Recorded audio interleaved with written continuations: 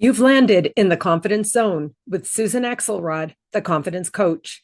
This is a place for topics of information and inspiration, a place to support you to find your confidence, get bold, and get going. Activation is needed today at all levels. Don't wait for someone else to lead. Lead now where you are with what you have. Your energy and enthusiasm matters. Believe it or not, it impacts all of us. Find your confidence, get bold, and get going. Hello, friends. Welcome to this important live message from the Confidence Zone. Today, I am honored to be interviewing Armando Zumaya. We met 10 or more years ago in the fundraising industry. At that time, our paths crossed and intertwined, and then eventually we both went our separate ways naturally. But over all these years, I've been following him, and I have been so impressed with what he's done in total, clear, conscious mission impact that I wanted to bring him into the confidence zone today. Before I start, I want to just make a disclaimer. We're going to be talking about the Latinx community, and I'm going to have to say some words in Spanish. I never learned Spanish. I sadly don't speak Spanish, so I apologize for my English pronunciation of Spanish words. Armando Zumaya has been in fundraising for over 40 years in a variety of roles that have given him a unique perspective on all aspects of development offices, fundraising, culture, and Latinx in the U.S. nonprofit world. He founded Somos El Poder because of his experiences of his long career in development, his success in teaching fundraising, and a deep pride in his Chicano heritage. In 2025, he was awarded the Maestro Award by Latino Leaders Magazine for community service. He lives in Northern California and is a proud alumnus of the University of California, Riverside and Theodore Roosevelt High School in Boyle Heights, East Los Angeles. Hello, my friend. How are you today? Very good, Susan. It's great to see you. It's great to see you. I have been tracking you, as I said, for several years now. And recently I came across your post about the Vanguardia Academy. And I was particularly taken with it because it appears that it is for inviting, encouraging, educating, and mentoring young Latinx people into the industry of fundraising. Now, I know that you created the Somos El Poder Institute, and the Academy is a program of the Institute. And today, because I think our millennials really, really need us, I wanted to invite you to just share your why story a little bit about the Academy. Yeah, it's for fundraisers in Latino serving organizations. So it's not exclusive to Latinos. We have other kinds of folks in it. So there is a little bit of diversity. So we've never been Latino exclusive, but the majority are Latino folks. And people say all kinds of things, Latinx and everything. It came from it came from me being pissed off one day, actually. Which is maybe a good thing, maybe a bad thing. I've been sort of like the more prominent Latino in fundraising for a while, or at least better known. There are more successful, higher office people than me. But people know me, and I'm definitely the only person talking about Latinos and fundraising and giving. That's unfortunate, but true. And so people reach out to me for about 4 or 5 years. I'd get a call. Get this call. I'm a Latina. I've been in this organization for 7 years.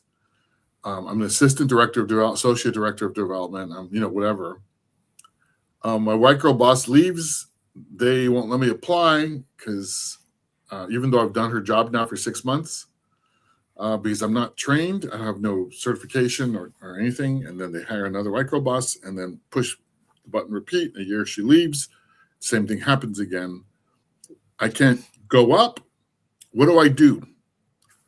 And so I used to teach at University of San Francisco fundraising, and that program there was $5K on top of tuition. And so I can't really tell them, hey, go to USF and no, I mean, I don't know. It's No, cruel. no way. So I tried to help people. And then a couple of years in, I just got pissed off. And I said, you know what? I'll create a training program, and I'll make it so inexpensive that almost anybody could do it. And instead of the training I give and others give, it's designed for big institutions with plenty of staff, supported board, big budget, lots of time. I will make it designed for the organizations I've counseled, which are small, medium nonprofits, often with boards that are on board or not on board, with fundraising, with very little, an executive director, no development officer. And I'll try to make it so it's very budget friendly, and it's slated toward prospecting and growth. A lot of these organizations don't have an individual giving program, and they have to make one from scratch. So that's the way it's designed. So we created it, and people say, how did you come up with $275 for the price? It's like, just on top of my head. It's not a business decision. It's enough so if somebody pays it, they feel like they got to do it. If it was free, our attendance would be terrible. So for college students, it's $125.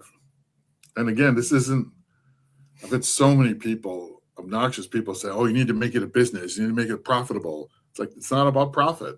Sorry. Shocking. I know. To tell you the truth, it's about long-term profit, because you're the one investing. There is going to be profit, but it's not going to go into your pocket. Yeah. And the survey results, the 2-year results of where those graduates are out of this world. CDOs, directors of development, earning good salaries. Most of them stay with the organizations where we train them, and they grow and they build the fundraising there. We have some that have taken on major university jobs, major environmental organization jobs. It's literally a $275 program, so you can earn $85,000 a year at least. I wanted to say, excuse me, I just wanted to say, you just referenced, and I wanted to point out, we're going to, of course, put the website in the show notes, but I wanted to say that was one of the things I noted before I thought about contacting you. Once I started reading about it, I went and researched it. And I noted that right on the website, you have a place where it says our impact. And it's clear, just like you started to say, it is very clear. Yeah. You invest in the people, and the impact comes. The other thing about La Vanguardia, and the name is La Vanguardia, it's hard to say. You can't say with a mouthful of marbles. It's the vanguard. And so it's designed to be a continuous improvement model. So we've had students come back and teach successful models of fundraising they've developed in the field.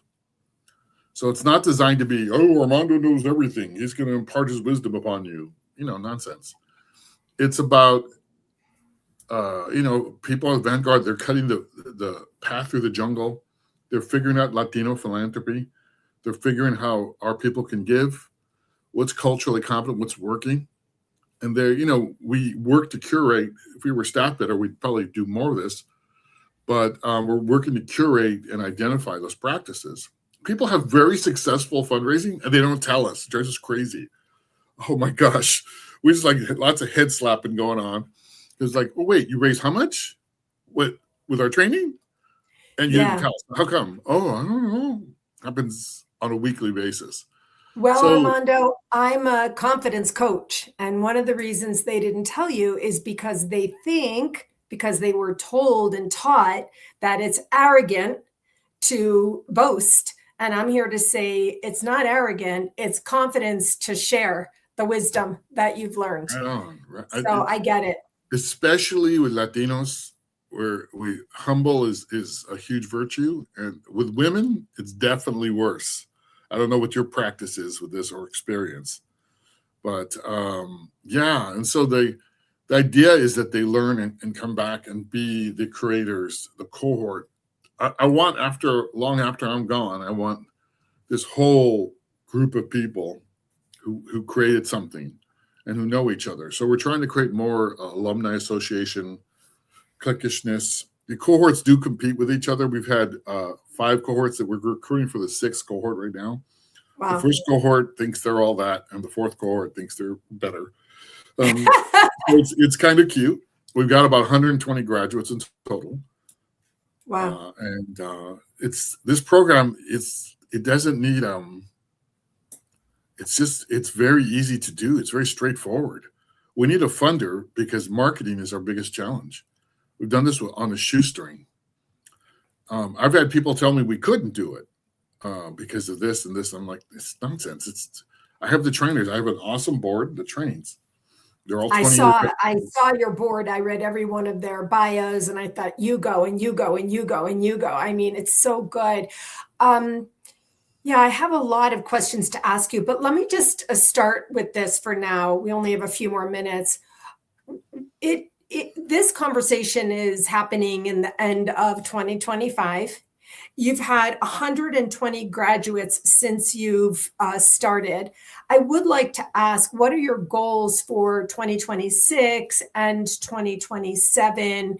Do you have hard goals planned? What does that look like for you? We want to do 2 cohorts next year, 35 each if possible. Like I said, our biggest challenge is this is word of mouth overwhelmingly. When we post it on LinkedIn, but people ask, "Hey Susan, how did you get that job in fundraising?" "Oh, I went to this thing, paid $275, and now I'm making $98,000." What? How'd you? That's how it keeps growing. It's frustrating because it would take $25K to do this. We have a director, Pavel Rutherford, who runs the program. But that's my goal, is to build up the marketing of this and get the word out to college counselors, to civic groups all over the country, that this is, almost a free resource that's huge. Right.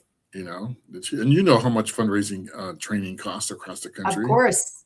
Yeah. I just mentioned to you before we started, I started my fundraising career when I was 22 years old.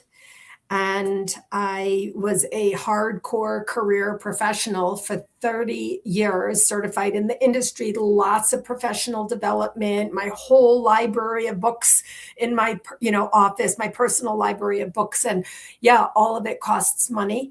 And sometimes organizations pay for continuing development. And so I really do get it. And I just want to really say that's one of the reasons I'm doing this conversation with you today, because I want to be part of sharing the word about this important academy.